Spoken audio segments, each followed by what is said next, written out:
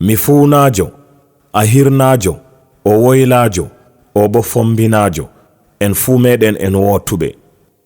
Lesdi ngori en gondi, nde weeti fu en ɗon dufa gondi, ɗuɗɓe ɗo maaya dalila bondi, ta jaɓen ko ndey en bondi. Lesdi meɗen ndi mbondi, barkaji ɗuɗɗi ndi woodi, ande e risku fu en ngoodi, amma woɗɓe men ngala mbondi. ɓeɗo tokna en tooke mboodi, ngam kuduje men gaɗa mbordi, ɓeɗo kociti en babali borti, ɓe giɗi moy fu ɗo sawti ɓorti, ta joɗen kosɗe ɗo forti, ndaren ko ndey gite ɗo furti, ta jalen sam ko moy ɗo turti, ngam man maren ferdu baaɗi, ta jaɓen bo haala baadi, ɗo fu ɗum haalaji baɗɗi, tokken dabareji boɗɗi, tefen lekki boɗki, ta ɓe ngata en nder bojji, kabden gosten gondi, maren kalimaji gooti.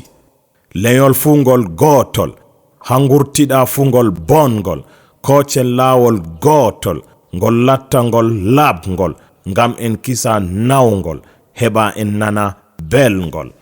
Ngam nanduɗi pirdata, taskiɓe on kirdata, dawri diɓɓe wirgata, anduɓe bo jilgata, fasiki en irnata, tokkagoɓe ernata.